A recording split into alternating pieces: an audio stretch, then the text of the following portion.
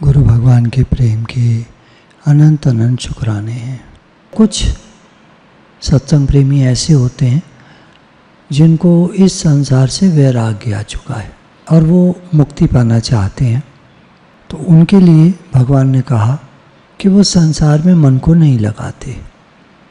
संसार से मन को हटाकर वो अपने मन को भगवान में लगा देते। और फिर इसके ऊपर एक और बात, मन लगे न लगे हम भगवान के हो गए, हम भगवान के हैं, भगवान हमारे हैं, केवल हम भगवान के ही हैं, ये उनका निश्चय हो जाता है। उनके बारे में भगवान ने कहा, अब ये 70वां श्लोक है दूसरे अध्याय का। जैसे नाना नदियों के जल सब ओर से परिपूर्ण अचल प्रतिष्ठा वाली समुद्र में उसको विचलित न करते हुए ही समा जाते हैं, वैसे ही सब भोग जिस स्थित प्रज्ञ पुरुष में किसी प्रकार का विकार उत्पन्न किए बिना ही समा जाते हैं। ये योगी की डेफिनेशन बता रहे हैं भगवान। जो योगी होते हैं, जिनका केवल परमात्मा ही चाहिए हमें और कुछ नहीं, तो उनको योगी कहते हैं।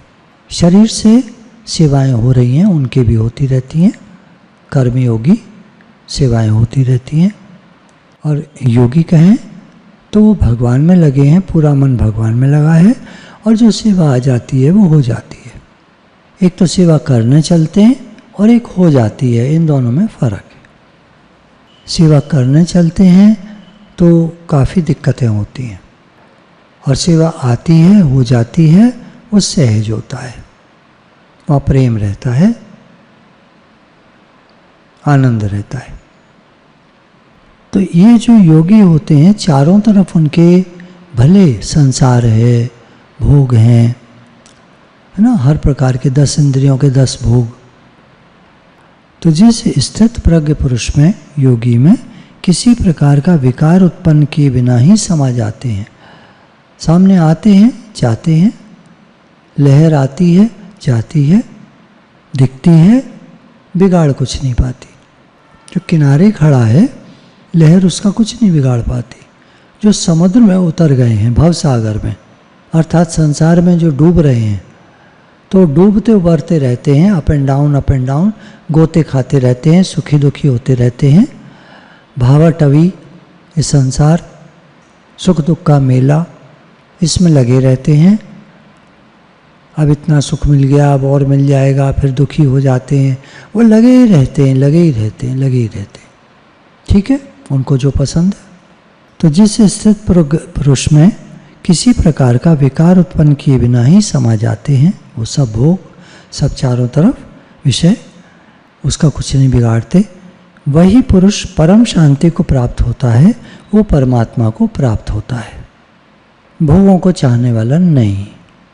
जो विषयों को चाहते हैं, भोगों को चाहते हैं कि भोग हमको मिलते रहें, वो परमात्मा प्राप्ति नहीं कर पाते, वो जन्म मरण में चले जाते हैं। अगर हमको छूटना है इस संसार सागर से, भगवान से मिलना है, क्योंकि ये जीवन एक रास्ता है। एक बार मैसेज डाला भी था, ये जीवन एक रास्ता है, मंजिल नहीं है। यहाँ कोई भी किसी को नहीं मिलती।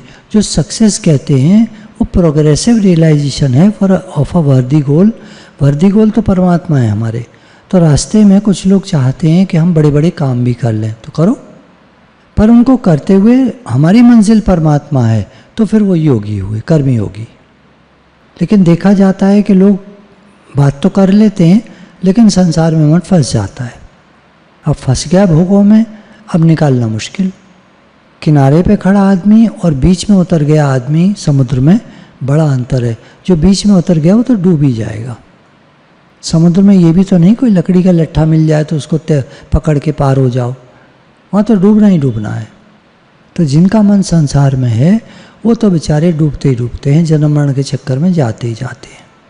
व्याख्या देखते हैं। भगवान ने कहा, जैसे नाना नदियों के जल सब ओर से परिपूर्ण अचल प्रतिष्ठा वाले समुद्र में उसको विचलित न करते हुए ही समा जाते हैं, वैसे ही योगी की उपमा दी है। नाना नदियों के जल समुद्र को विचलित नहीं करते, उसमें समा जाते हैं। वर्षा काल में नदियों और नदियों का जल बहुत बढ़ जाता है, कई नदियों में बाढ़ आ जाती है, परंतु जब वह जल चारों ओर से जल द्वारा परिपूर्ण समुद्र में आकर मिलता है, तब समुद्र न तो बढ़ता है न अपनी मर्यादा को तोड़ता है।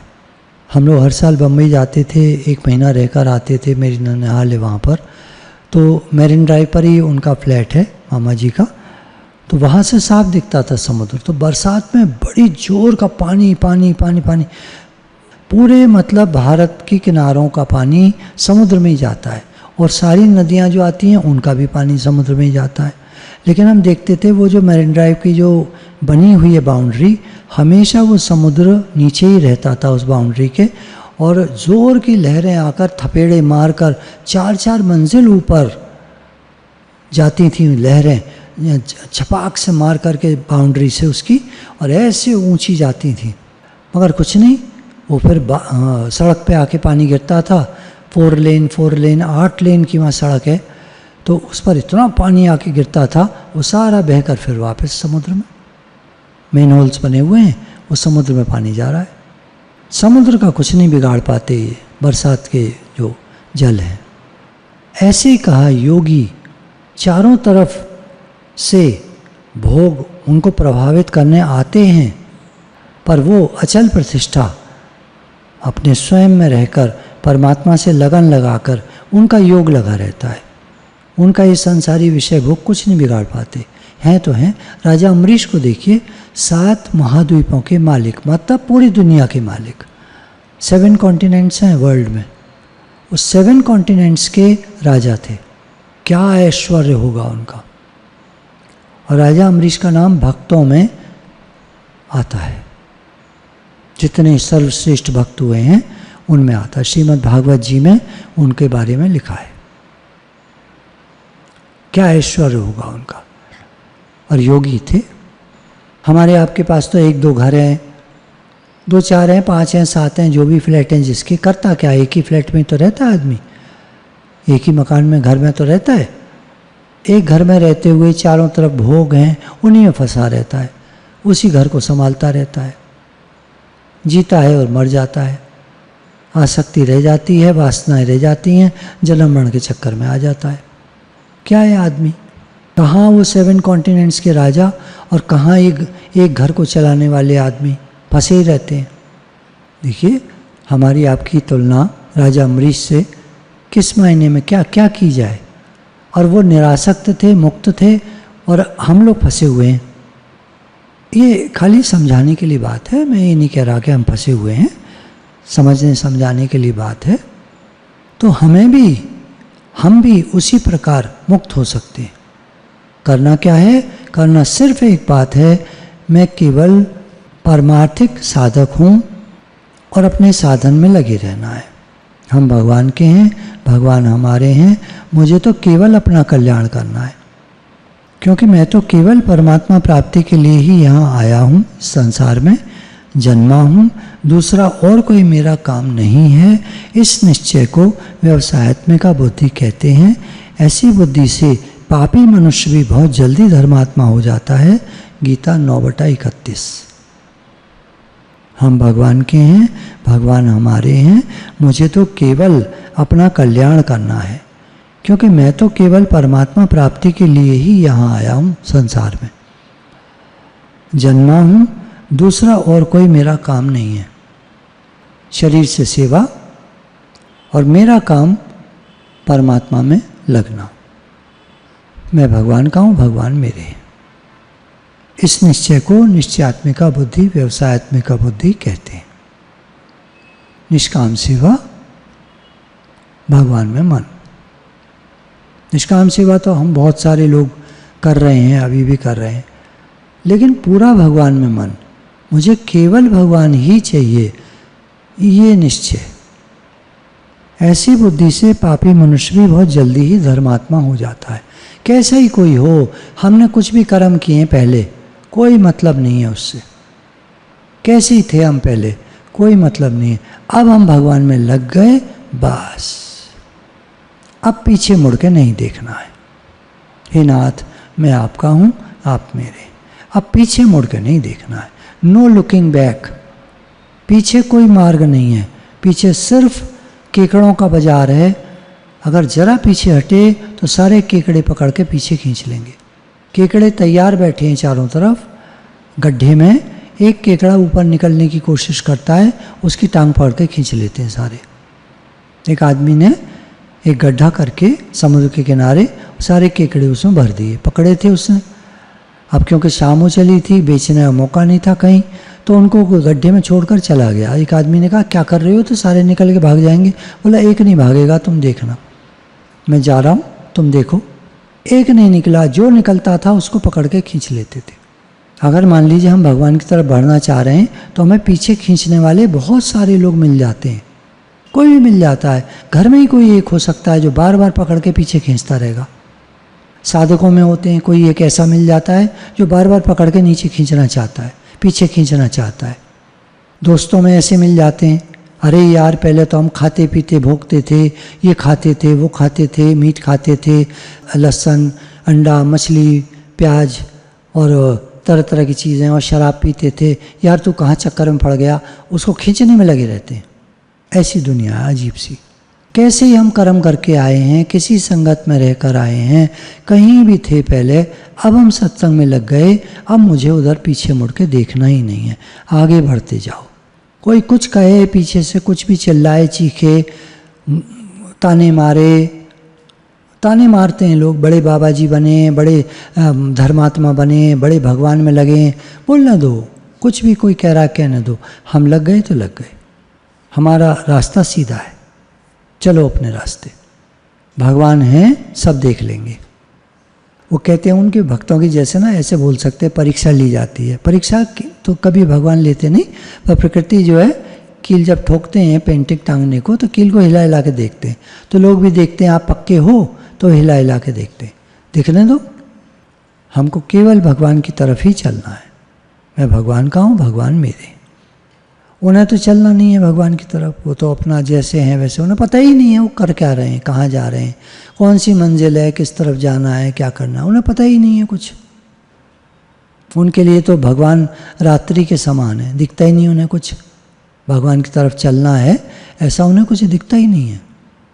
सत्संग सुन लेंगे, बोल देंगे, बड़ी अच्छी व्याख्या कर देंगे, सत्संग करने भेज दो, बड़ा अच्छा करके आएंगे, पर पड़े वहीं के वहीं रहेंगे। मैं और मेरा मन, मन ही मन होते हैं।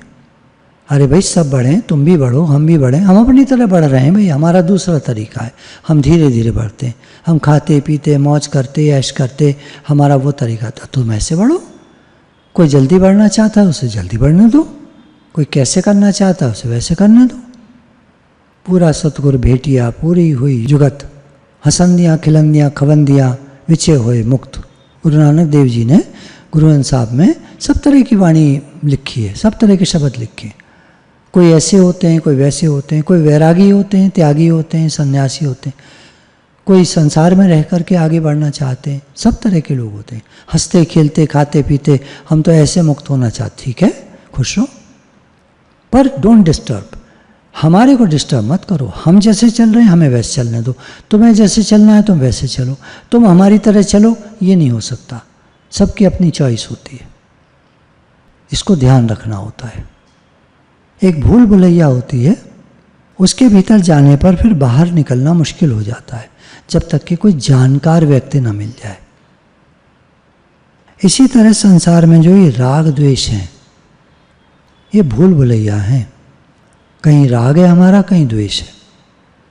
ये ठीक है, ये बेठीक है, सही और गलत। इसमें मनुष्य ऐसा भूलता है कि इससे निकलना बड़ा मुश्किल हो जाता है। पसंद नापसंद, अच्छा बुरा, इन्हीं में फंसा रहता है आदमी। अतः इससे निकलने के लिए आप एक निर्णय कर लें कि हमें तो केवल परमात्मा की ओर ही चलना है। हमें संसार में न राग करना है, न द्वेष करना है, न हर्षित होना है, न शोक करना है।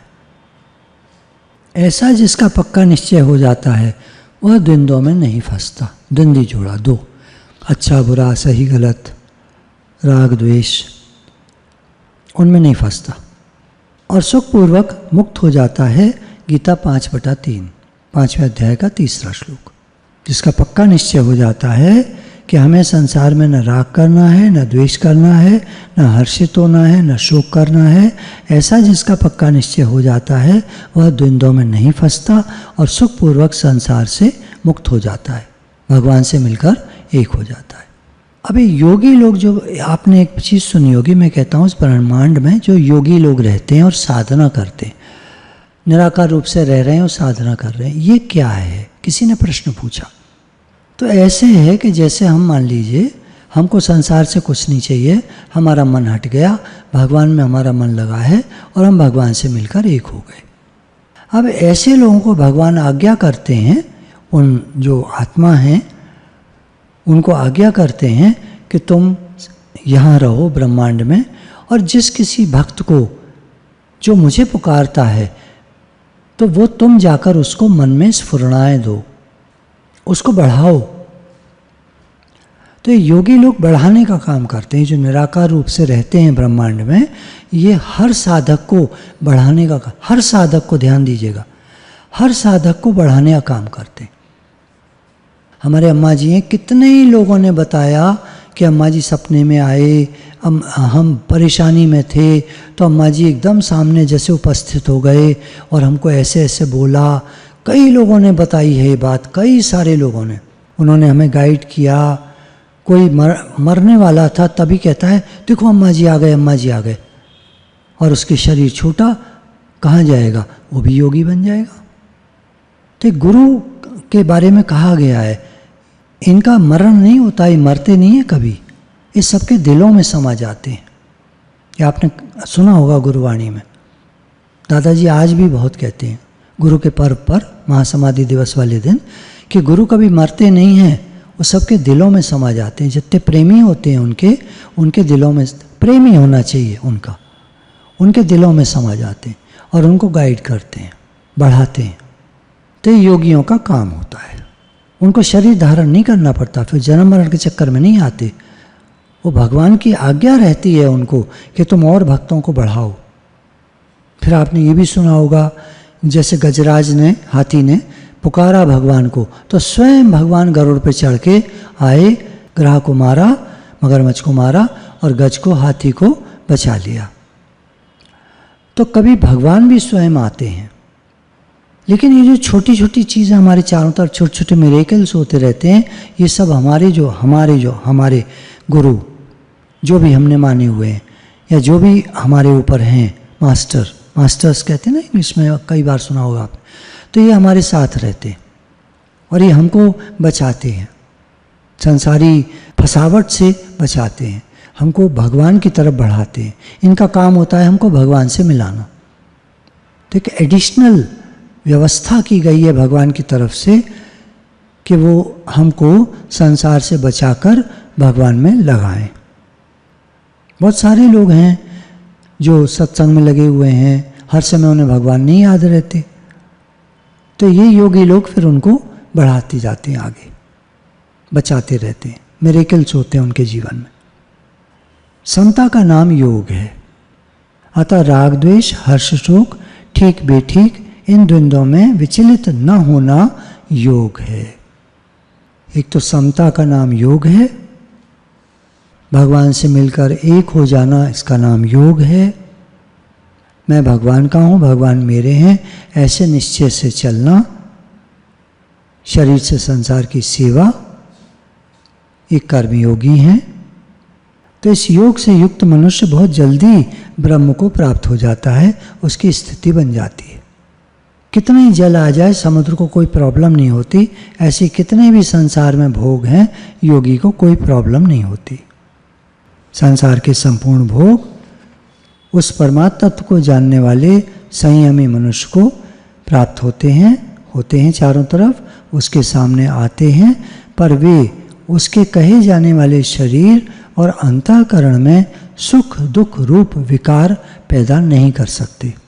कितने ही भोग, पदार्थ, सामग्री, विषय, विकार उसके चारों तरफ आए, लेकिन वो संयमी मनुष्य है, उसके अंतःकरण में सुख दुख रूपी विकार नहीं पैदा होते, अतः वो परम शांति को प्राप्त होता है।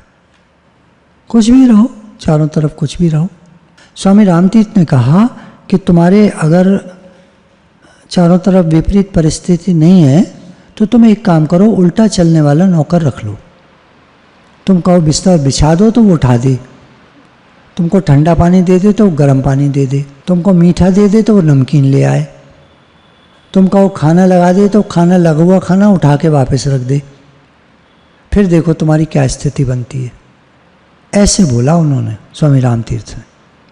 तो स्थित प्रज्ञ और सांसारिक भोग पदार्थों में इतना फर्क है कि इसको समझने के लिए रात दिन आकाश पाताल का दृष्टांत भी नहीं बैठता, इतना फर्क है।